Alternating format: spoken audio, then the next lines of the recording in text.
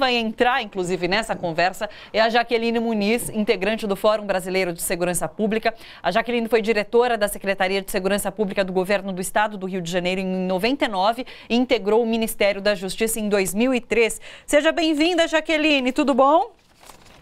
Olá, boa tarde para você, para todos aí, os seus telespectadores. Um prazer te receber aqui, Jaqueline. Deixa eu te falar uma coisa, governador Witzel, vamos voltar para o Rio de Janeiro.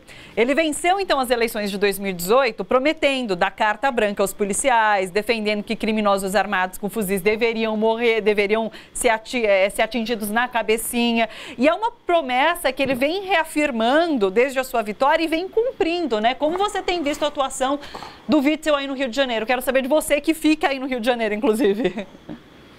Então, a primeira coisa importante é que o governador foi eleito para ser governador. Ele não fez concurso para a polícia.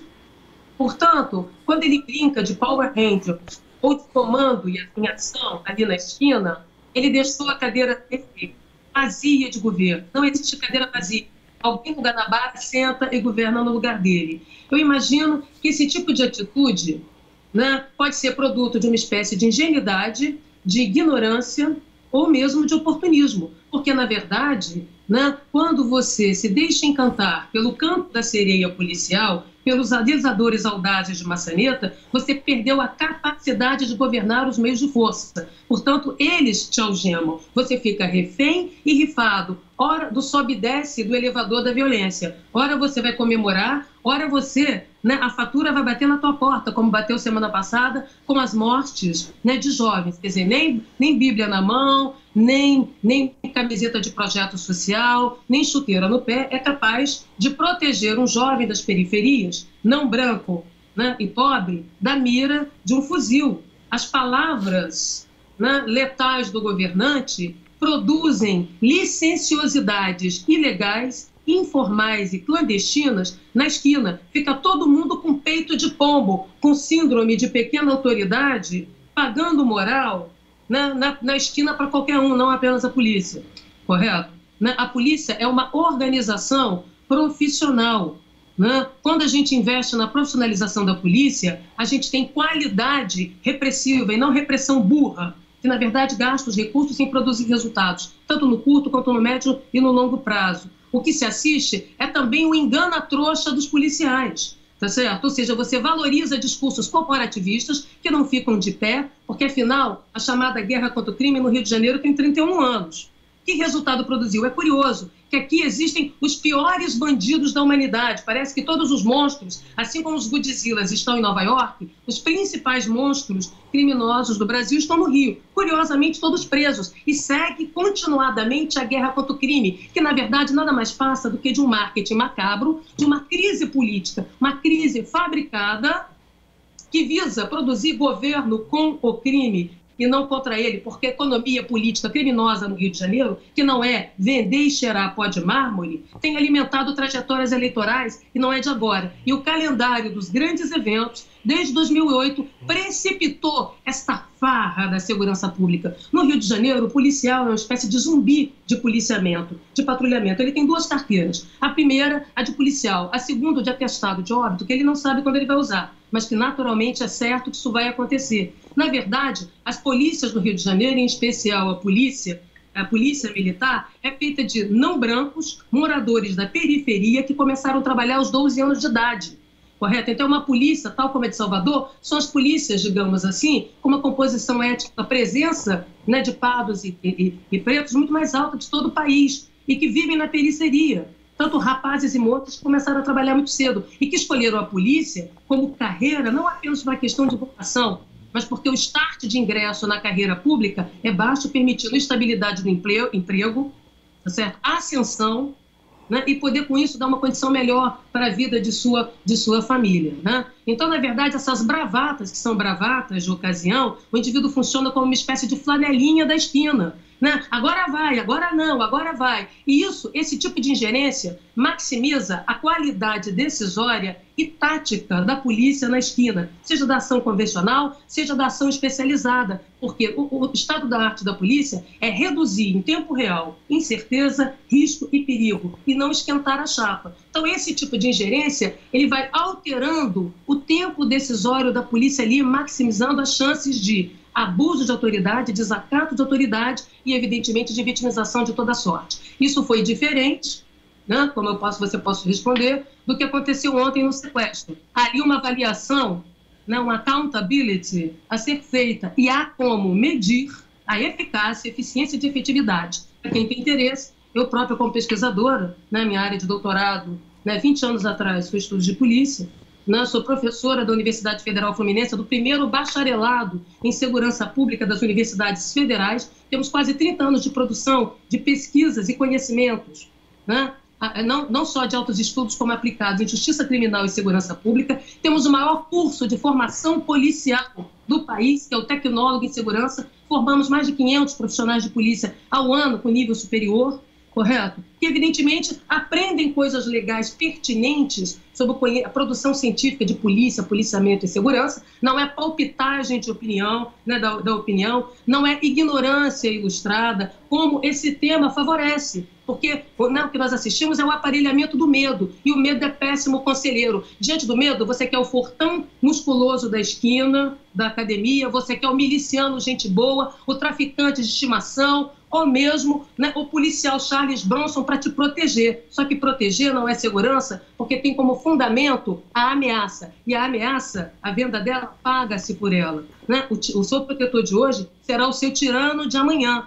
Portanto, o governante, agindo da forma como uma espécie de animador de auditório, como ventríloco operacional, ele rebaixa a política a uma sucessão de táticas. Cabe a ele determinar os fins e não intervir nos modos e nos meios, né? Para não se repetir tragédias como foi a de um 7-4 anos atrás, tá? Que as pessoas parecem ter esquecido. Então é importante que a gente lembre que há dimensões decisórias claras e não ficar brincando de animador de auditório de reality show, né?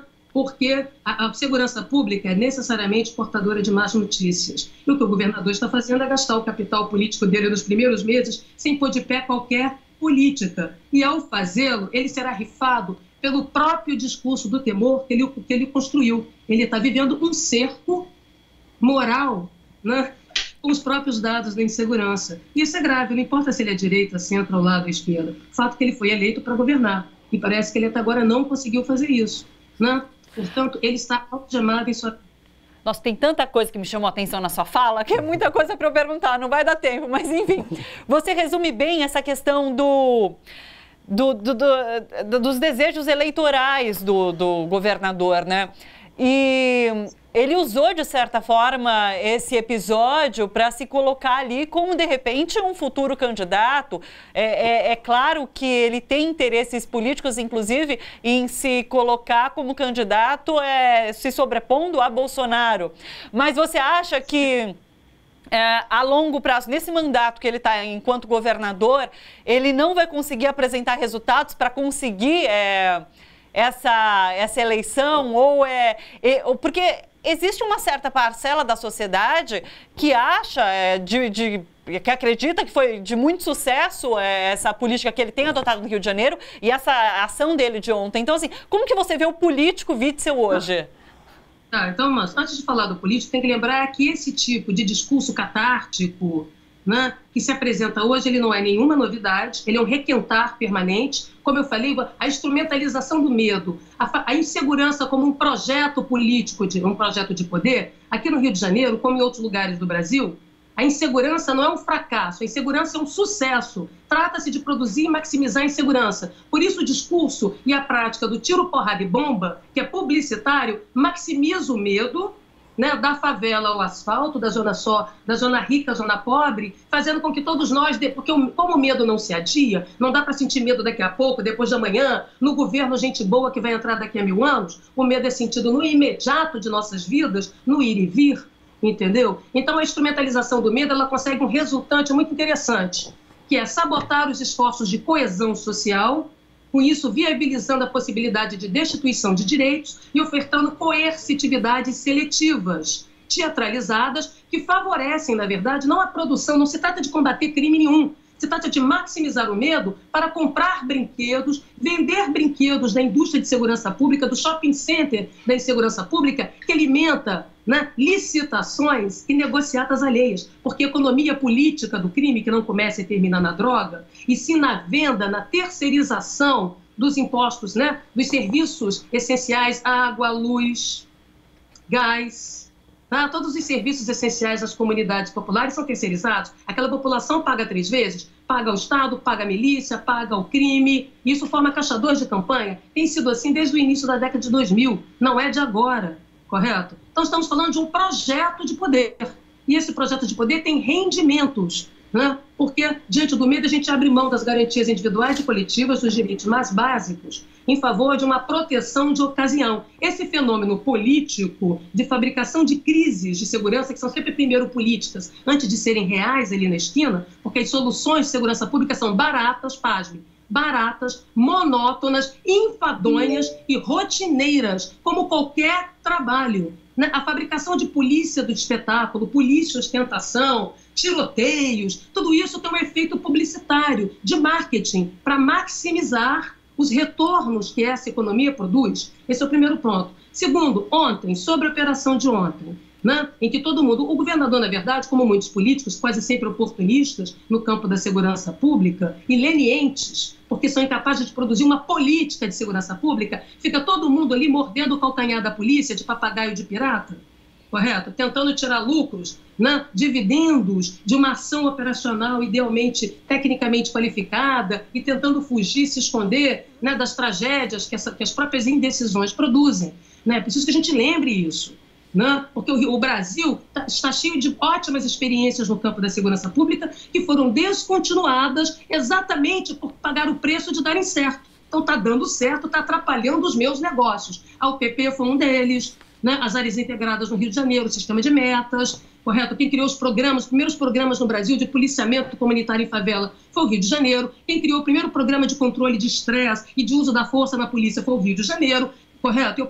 A reestruturação da inteligência, o primeiro sistema de dados integrados, o primeiro georreferenciamento, né, do crime, né, distribuído pela cidade e pelo Estado de maneira a fazer um policiamento orientado, né, por evidências. Tudo isso é Rio de Janeiro, né, no início dos anos 90, meio do final dos anos 90, dos anos 90 para cá. Então, só para fechar a questão da operação, que eu acho que é importante, porque muitas das vezes a nossa socialização e a nossa educação sobre segurança pública, justiça e polícia no Brasil é hollywoodiana. Tem sido de filmes de tela quente que passam na televisão. E as pessoas com aquelas fantasias, né? E isso tem um rendimento também, porque oculta quais são os processos decisórios, a capacidade coercitiva dos meios de força, a doutrina do uso da força, se tem ou não no país, quais são os procedimentos operacionais válidos, quais são as alternativas táticas aceitas à luz da lei da legitimidade, correto? Essas coisas são coisas para serem discutidas. Pergunta que eu faria a todos vocês. Vocês conhecem o padrão de tiro de sua polícia?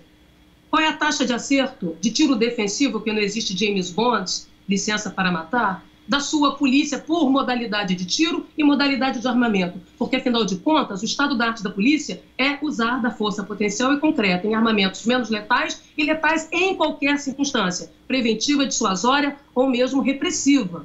Ok? Sim. Nós sabemos quais são os controles, quem autorizou o uso desses armamentos.